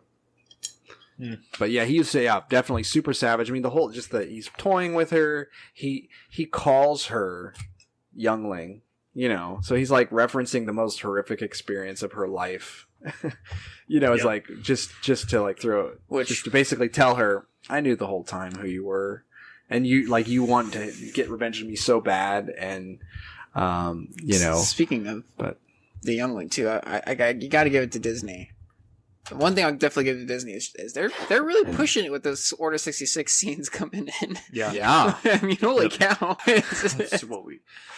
This is off topic. Well, not really, but in the kid in episode in Revenge of the Sith, when he's like, "Master Skywalker, what are we going to do?" The reason that he jumps back is because Hayden Christensen went boom. Oh yeah, I yelled. Heard that. Yeah, and that's why the kid jumped back. I thought that was so cute. I was like, oh my gosh. I think I've read that too. That he like made a really loud like when the sound lightsaber ignites, he made a loud sound, and that's why the kid jumped back to try and scare him. I love all the memes with that of in reality, Hayden Christensen wasn't supposed to ignite his lightsaber at all, but he really did. Get slaughtered all the kids, Yeah. Well, I saw a meme too the other day that the reason that he lost it was because he said Master Skywalker. And he's not a master. Triggered. Yeah. But anyway, that scene with Reva and Vader was just... Here's a thought I had. Top notch. Might be a little bit of a stretch, but I think that it's possible. Here's a possible theory. Because the idea that he's known she's a youngling all along, and that they still recruited her, and still there had to be more to that him allowing her. And in that moment when because it gives you you get such a close up on his face, the look he has is a look of very intention. He's very intentional in what he's doing in that moment. Maybe it's just very intentionally, I'm just stabbing you through the chest. But I think that a possible theory is that in the heat of that moment of the dark side flowing through him, doing this, we've seen Anakin have visions before. He was known to have these visions in the heat of very intense emotions and things. Heat of the moment. It'll kill you. And so I think it's what if he had a vision of Reva bringing Obi-Wan to him? What if he saw a vision of the future, which, visions like that are always incomplete. Like with Padme, he saw that she died. He didn't see how she died.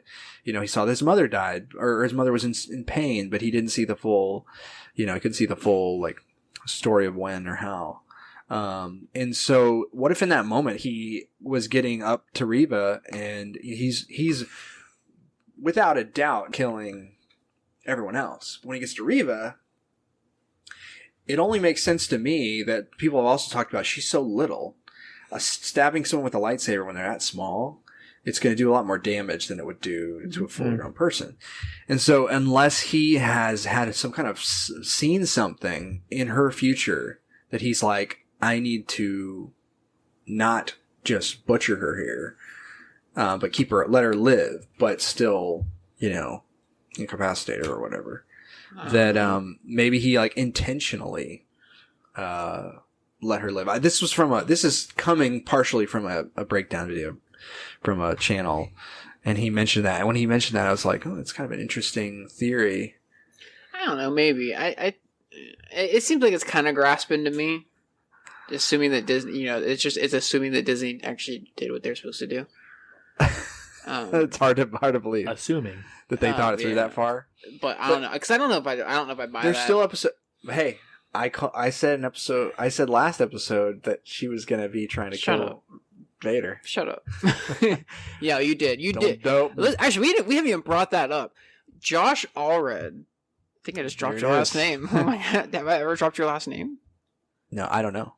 Anyway. But it's okay. Well, yeah, we probably have when I talk anyway, about you called it last episode. That's right. You called. I had a vision. You had a vision, and you absolutely Disney. What's going to happen, Disney? Reva's backstory. You totally called that. That was good on you, because I didn't believe it. I was like, I don't know, but you nailed it, and it happened. And so I'm calling it again. That Anakin had a vision.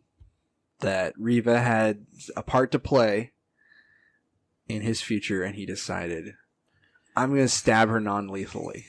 I don't. That's just so far-fetched. You're it's just like, I am far-fetched for sure. Everyone, Stop trying to make fetch work. Kenobi is so fetch. But Josh, I don't know if I buy that. I mean, I'm gonna do the same thing I did last episode and say I don't know if I buy that very well. I'll probably be wrong again, but that just seems too far fetched. I don't know. I think that's thinking too much into it, way more than Disney has. So as far as if we're looking into episode 6, I think that if obviously Kenobi and Vader are gonna fight again. I mean, they better. If they don't, that's good. That would be disappointing. Episode 5 ends with, for one, Reva's still alive. And she finds, which this is another continuity thing they fixed in this episode, is that Obi-Wan loses that transponder communicator with Bail Organa. The Grand Inquisitor is still... let's just call that. No, let's just mention that real quick. The Grand Inquisitor... He is alive. He's alive, and he is, like, roasting her. Yeah. At the end. He calls her Grand Inquisitor. Woo. Real quick, first of all, come on. I mean, those who were upset. I mean, like, I know I mentioned it last episode, but we all knew that he was going to come back. We knew Disney's not that bad. Did we though? Based off of what I heard, it was like, I mean, a lot of people did. I think they called him off. People were trying to gripe, and it's just like I always assumed that Disney was going to bring him back. Yeah, it was just too obvious. It was way too obvious of a continuity issue. I mean, the big obvious one. But yeah, man, coming back and just absolutely roasting her. Yeah, I love it. I mean, Grand Inquisitor. It was after she got smoked, wasn't it? Yes, I think she just got just absolutely laying there on the ground, and he just like looks down on her. I was happy that he's still alive and well, because I wasn't sure. I wasn't going to be surprised if they just killed him off. I don't know why, but because they Disney-fy things sometimes, But after that, she sees that little message that's left behind. So she's obviously going to go to Tatooine somehow. I don't know how she's going to get there. But she's going to try to get to Tatooine to kill Luke, I guess, because it shows Luke sleeping in his bed. Right. And then also, Obi-Wan kind of like somehow senses this, but also he is being told by that guy, Ice Cube's son.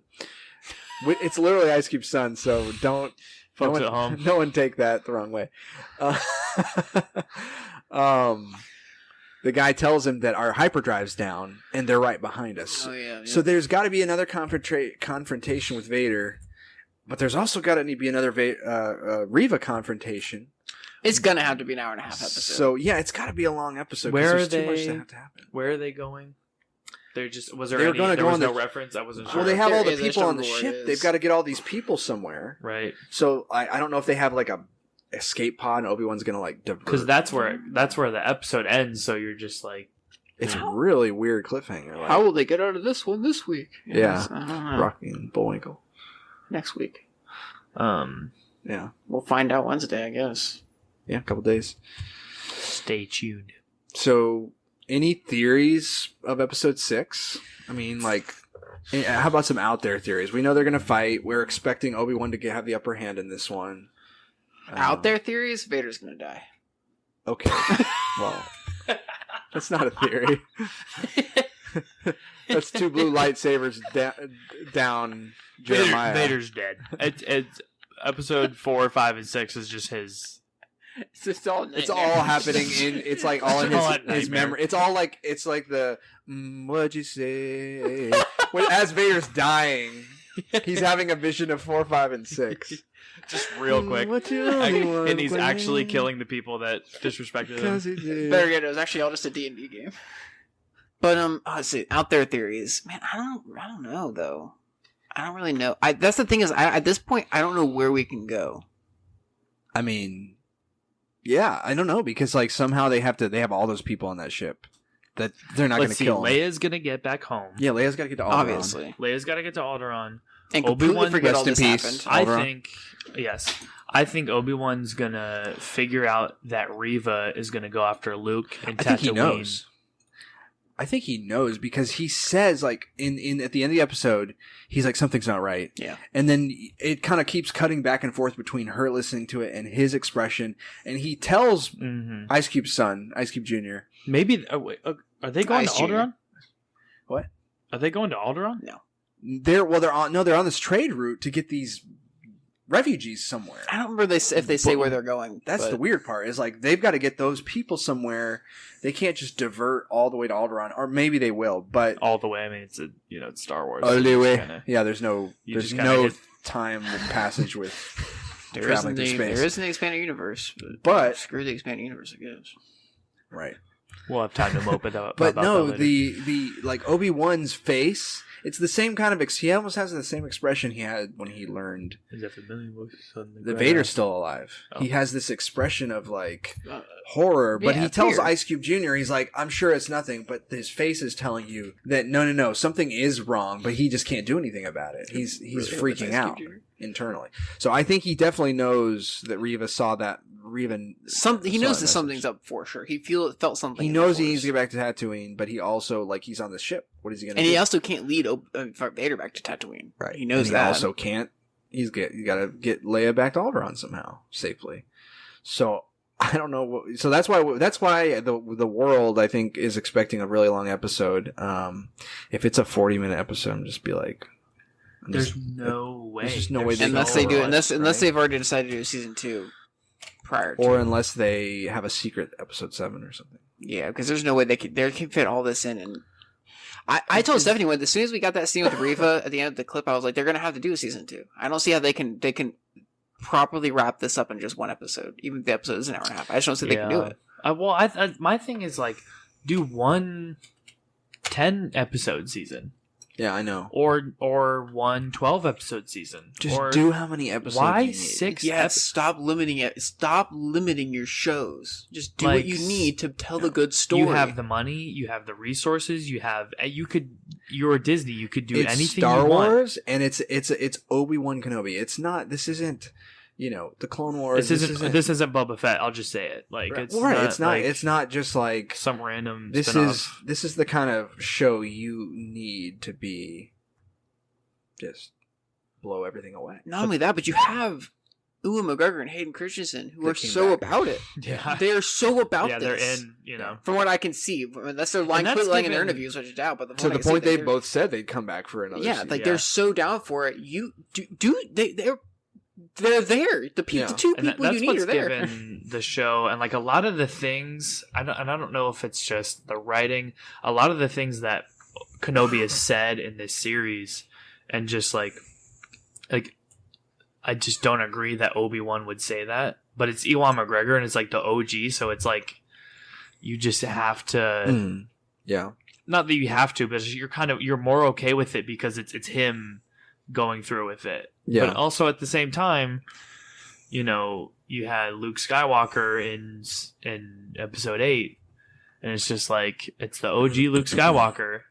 Same actor, yeah. But he's acting completely out of character. Completely out of character. Jinx. Like just doing things he wouldn't do, saying things he wouldn't say, but there's like that's given this show a little bit more I guess motivation to watch just because it's Ewan McGregor from the OGs. Like that's I mean I think they've definitely done overall they've done a better job with Obi-Wan like with the character of Obi-Wan in this for sure over Luke. Like Ewan McGregor over Mark Hamill. Like there's for sure better. I mean it helps that he's already a hermit at the beginning of episode The Force Awakens. Right.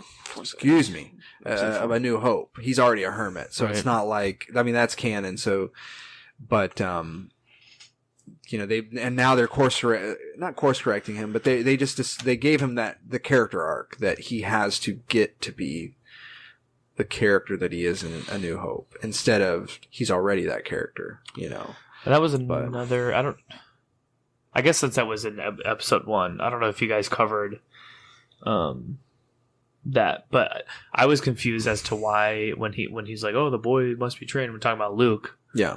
And then in episode 4, Star Wars episode 4, he didn't seem to be urgently trying to make hurry to come. And maybe that's going to be episode 6. Maybe there was no Maybe the end of maybe he'll come. I don't know. It would have to be they would have to walk a tightrope between him. He has to come back to being more connected to the Jedi ways at the end of episode 6 of this show, but he also, to line up with that, would also have to maybe come to a point of accepting that he needs to give Owen and Luke their space. Yeah, I think a lot of that comes down to Owen, not Obi-Wan. Right. And maybe the thing with Reva will kind of cement that a little bit, that maybe he does need to stay away from Luke because, like, maybe he will come to that conclusion that he does kind of need to stay away from Luke because Reva will get so close to him at the end of episode 6. I mean, and they've left a lot open for a season 2. That's what I'm saying. There's so much. Because season 1, or at least, I mean, this show has focused on rescuing Leia, Reva being controversial, and then Obi-Wan kind of like figuring all that stuff out, and then like they're very summed up, but like it's been a rescue mission for Leia, right? The main, and so maybe if they did a season 2, if it was kind of like defending Luke, or I don't know if that would be too. Yeah, if they're only doing 6 episodes. Yeah, I mean you've got plenty of content. I feel like. Yeah, for sure. You know what I want to do now, though? There's a book that came out right just prior to Disney taking over called Kenobi, or Obi-Wan Kenobi, or something like that.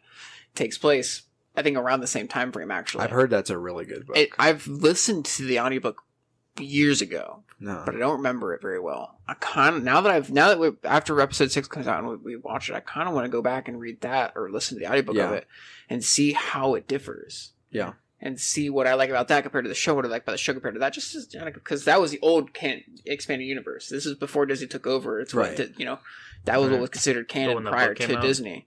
Yeah, when the book came out, so it was considered canon, and then Disney came in and Disney got rid of that canon.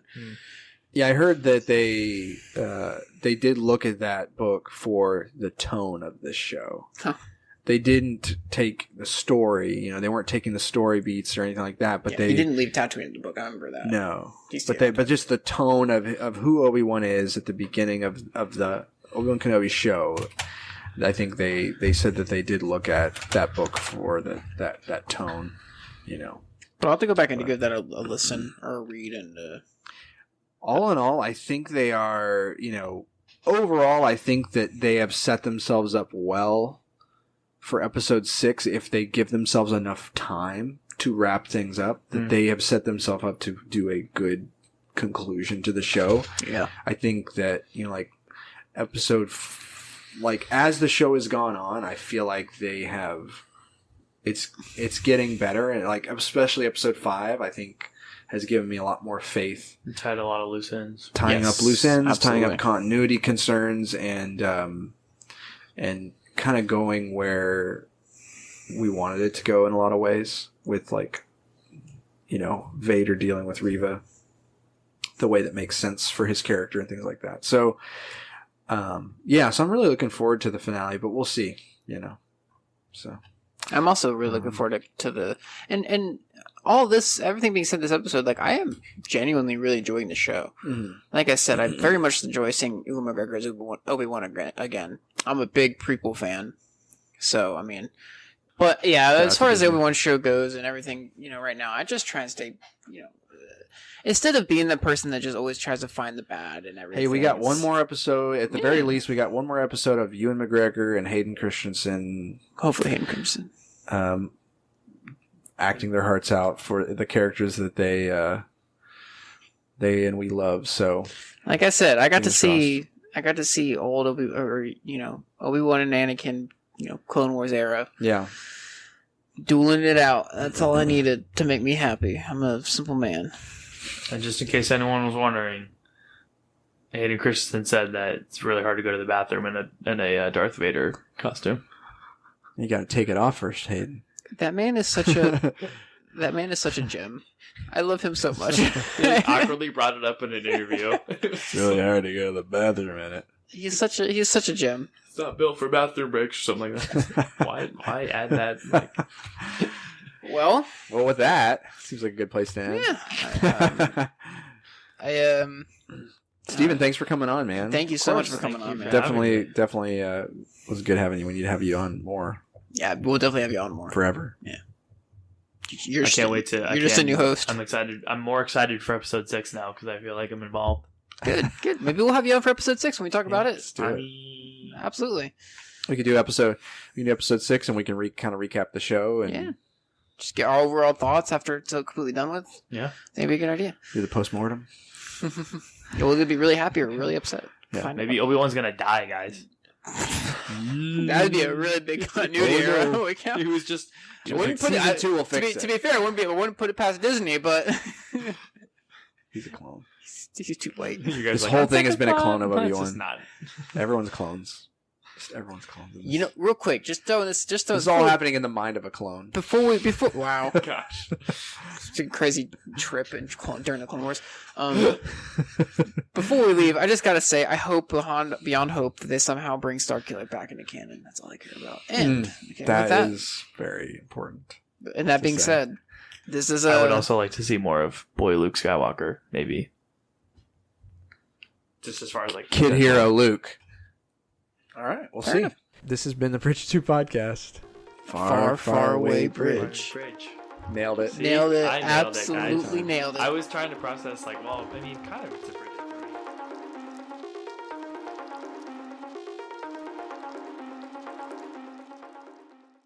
Kind of like rhyming. Too. You're so happy about that joke. I was like, maybe if I don't laugh, he'll be okay. Dude. Nope.